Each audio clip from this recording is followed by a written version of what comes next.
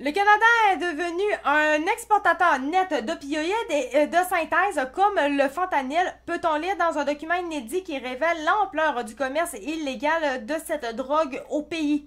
Cette note confidentielle obtenue par la loi sur l'accès à l'information après des mois d'attente a été rédigée au printemps 2024 pour le ministre de la Sécurité publique en vue d'une rencontre avec l'ambassadeur américain au Canada. À cette époque, bien avant la réélection de Donald Trump et ses menaces à l'endroit du Canada, les autorités américaines, à l'instar de leurs homologues canadiens, indiquaient être inquiets par la production domestique de fentanyl au pays. La production canadienne de fentanyl semble dépasser la demande intérieure, précise ce document. Cette information tranche avec différents discours récents minimisant la production canadienne de fentanyl, s'appuyant sur les seules saisies à la frontière canado-américaine, nettement moindre effectivement que celle... je suis comme tout perdu dans ce que je suis en train de lire là. Cette information tranche, excusez-moi, ça arrive là. Cette information tranche avec différents discours récents minimisant la production canadienne de fentanyl. Ok, c'est beau. S'appuyant sur les seules saisies à la frontière canado-américaine, nettement moindre, effectivement, que celles effectuées entre les États-Unis et le Mexique. Je pense que c'est juste le Canada américain qui me fourrait là. Car les interceptions à la frontière ne disent pas tout. De nombreux documents, notes privées et rapports de renseignements consultés par Radio-Canada confirment que le Canada est bel et bien devenu un acteur majeur dans la fabrication de fentanyl, une drogue qui attise la convoitise de nombreux réseaux criminels basés au pays. Un marché et une fabrication en évolution. Juste une affaire. On dit toujours que Trump a la face jaune. Et c'est vrai. Mais Christy, j'aime bien quand même Trump. Je l'aime bien. Mais il n'y a pas quelqu'un qui pourrait juste lui dire de mettre un autre genre de fond de teint. Je sais que ça s'est déjà dit, là. Je sais que c'est réellement... C'est pas... Je comprends, là. Mais... Pourrait vraiment... Quelqu'un peut pas lui dire que ça marche pas, maintenant. Il est tout jaune, là. Excusez, là. Salut, Eric. J'espère que tu vas bien. Ok, excusez-moi. On continue.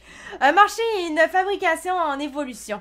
La production de fentanyl au Canada a commencé à s'accélérer à partir de la pandémie, avant d'évoluer grandement.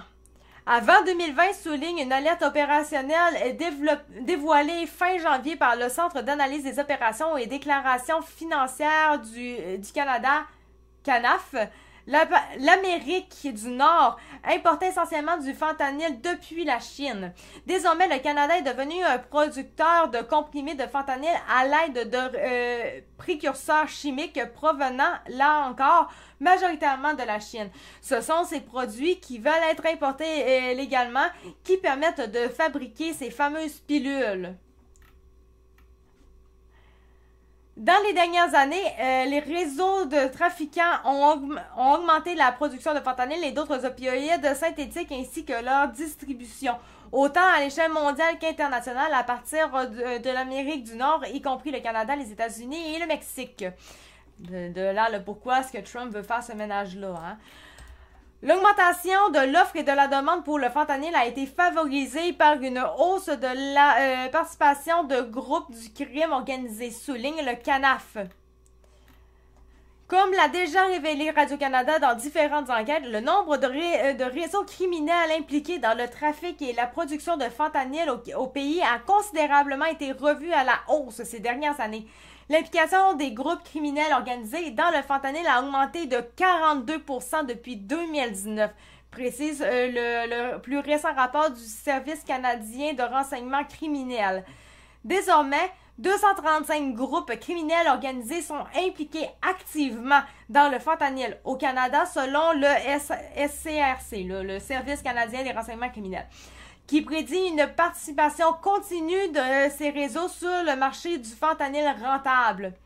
La fabrication de ces pilules se déroule principalement en Ontario et en Colombie-Britannique. Les groupes criminels canadiens agissent en tant que courtiers et importent de grandes quantités de précurseurs malgré de nouvelles réglementations et sanctions internationales. D'après d'autres documents, le crime organisé mexicain est directement impliqué dans la fabrication de fentanyl au Canada, mais aussi dans l'importation de ce produit. Le fentanyl est parfois introduit clandestinement au Canada. Exactement pour ça que Trump, on sait. J'ai-tu besoin de finir ma phrase? En même temps que la cocaïne et les méthamphétamines dans des véhicules de transport commercial provenant du Mexique, mentionne le CANAF, tout en précisant que l'ampleur et la nature de cette incursion criminelle au Canada restent méconnues. La distribution dans les rues canadiennes s'effectue ensuite par des gangs de rue. Excusez-moi, je m'attendais pas à ça. Des motards hors la loi, détaille le SCRC.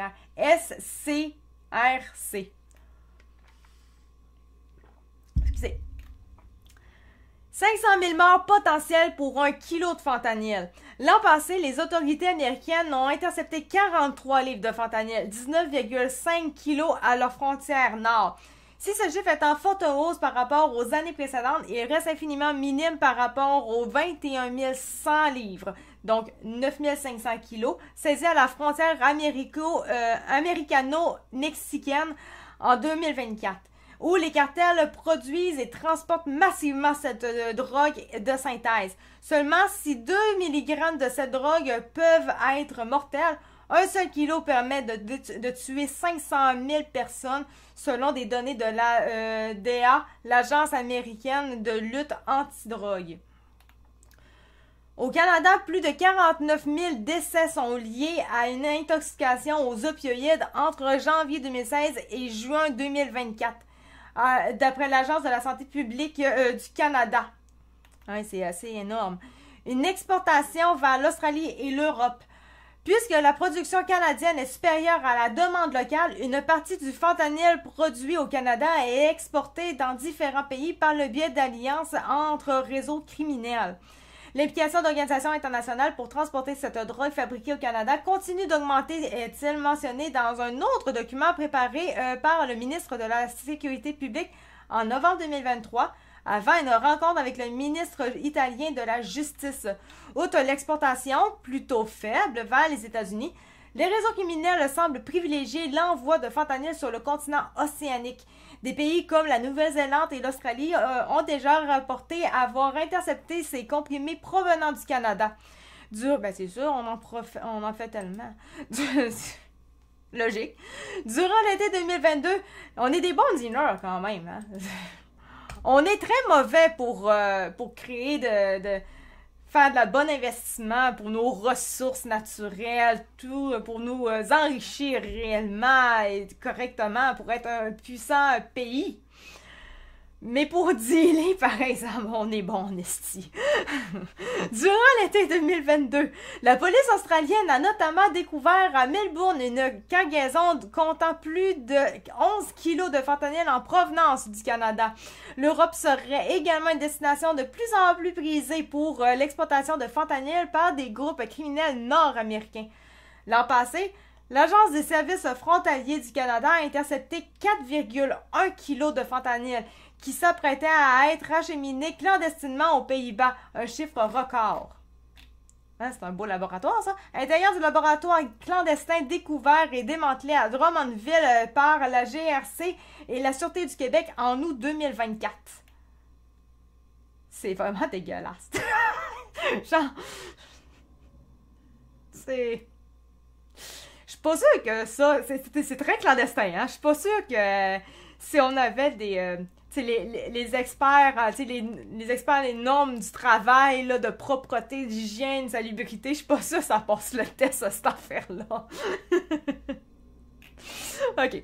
Alors que Justin Trudeau vient d'annoncer la nomination d'un tsar responsable de ce dossier, les autorités canadiennes assurent avoir démantelé 44 laboratoires liés à la production de fentanyl illicite depuis 2018. Ces derniers peuvent être installés dans des entrepôts, des appartements ou des hangars. Au cours des derniers mois, de telles opérations se sont multipliées dans tout le pays, Fin octobre, les autorités canadiennes ont découvert le laboratoire le plus important et le plus sophistiqué au pays, à Falkland, dans l'ouest canadien. Ah ouais? Ah ouais? Excusez, je sais que des fois, je suis peut-être tannante avec ça, mais j'aime vraiment ça m'informer. C'est où ça, Falkland?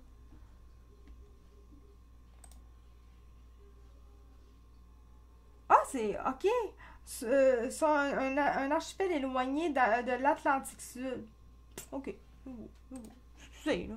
Excusez. OK, je continue. La quantité trouvée aurait permis de fabriquer plus de 95 millions de doses permettant de tuer toute la population. OK. Toute la population canadienne à 2 reprises. What? La quantité trouvée aurait permis, OK, aurait permis, ça pas, j'étais là, ben là, on n'est pas tout mort, fait que ça se peut pas, là. La quantité trouvée aurait permis de fabriquer plus de 95 millions de doses, permettant de tuer toute la population canadienne à 2 reprises. C'est intense! Ouf! Hey, merci pour les partages offerts en gang. À la fin du mois de janvier, en Saskatchewan, les policiers ont intercepté 8 kilos de fentanyl cachés dans une roue de secours. Une technique fréquemment utilisée par les cartels mexicains pour ramener cette drogue aux États-Unis. Le Québec n'est d'ailleurs pas épargné par cette crise. Ah ben gadon.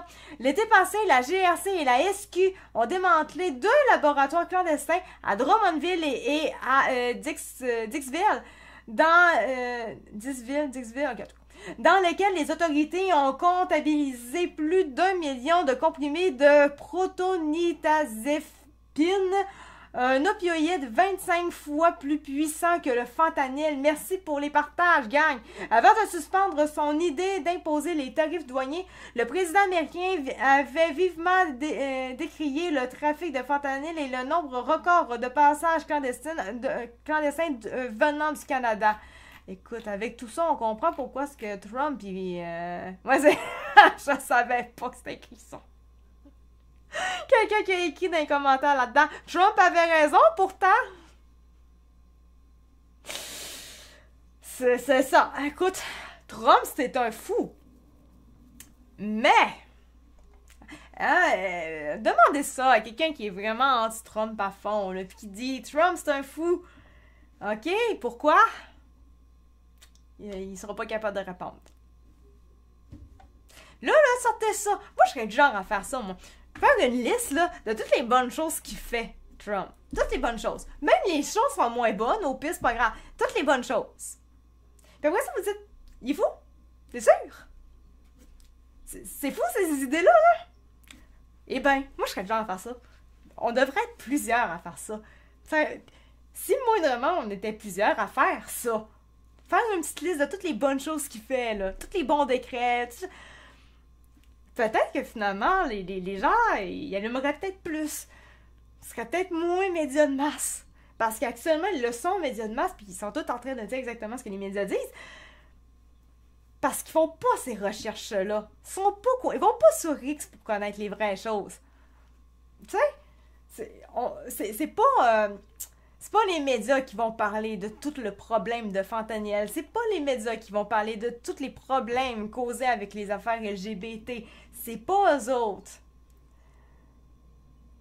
C'est exactement Luc. Exactement. Il est pour son peuple. Mais c'est important que les gens comprennent ça. Puis la meilleure façon ever de le faire, je pense, c'est de noter toutes les bonnes actions qu'il fait puis de les dire.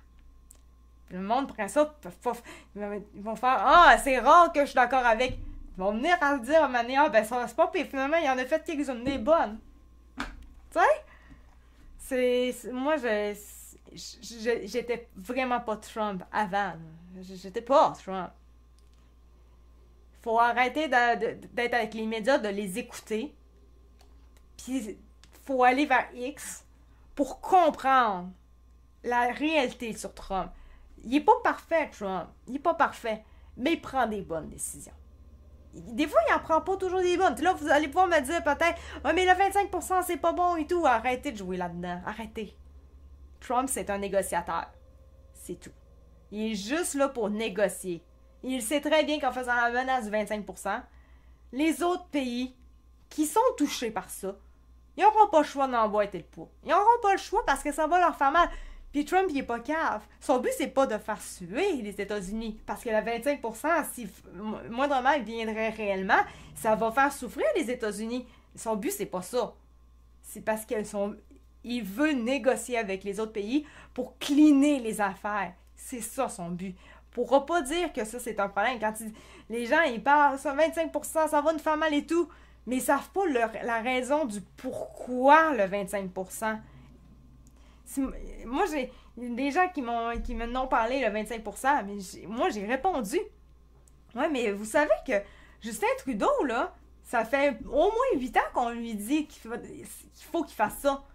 En fait, la réalité, c'est que ça n'a pas de bon sens qu'on est obligé d'avoir une affaire de 25% pour faire réveiller nos gérants de faire quelque chose contre ça. C'est un pays. On a des gérants pour justement gérer notre pays, prendre des décisions, pour cleaner des choses, faire... le gérer, bref. Comment ça se fait que ça prend des menaces de 25% pour que finalement ils fassent leur job? C'est ça qui est pas normal. C'est juste ça qui est pas normal. Genre, que si vous crissez en haut, vous foutez quoi? Moi, là, en tant que Canadienne et en tant que Québécoise, j'ai honte de mon pays qui a besoin de se faire menacer d'une affaire de 25% pour finalement agir. Ça devrait être fait depuis longtemps. À la radio, j'entendais dire Trump, il fait ça et tout, mais il comprend pas qu'au Canada, ça prend des années avant de faire ça. Moi, je m'étais dit, pourquoi d'abord? Nous, ça prendrait nécessairement des années avant que ça se fasse, alors que Trump est capable de le faire en dedans d'une semaine après être élu? C'est quoi la joke? C'est drôle, hein? Ça a pris une affaire de 25%, une menace, pour que Justin Trudeau le fasse. Ça n'a pas pris des années, là. C'est déjà commencé. C'est fou, les menaces. Comment est-ce que ça peut tout faire? Mais comment ça se fait qu'on a besoin de menaces pour le faire? C'est pas logique. On est supposé avoir assez de culottes. On est un pays qui est supposé être assez fort. On est supposé le faire par nous-mêmes sans qu'un autre nous l'oblige. Je la comprends pas. À se demander, Justin, y es-tu juste là pour avoir du cash en arrière? À quel point il s'en calisse? Je la comprends pas. Je la comprends juste pas. Genre, il aime ou il aime pas son pays? C'est à se le demander. Parce que si moindrement il aimait son pays, ça ferait longtemps qu'il aurait fait le ménage là-dessus. Parce que ça nous fait mal, nous. Je la comprends pas. Moi, je ne comprends pas cet homme-là d'être au pouvoir.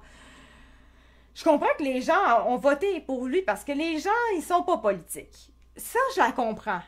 Mais je comprends pas comment ça se fait que Justin Trudeau est là.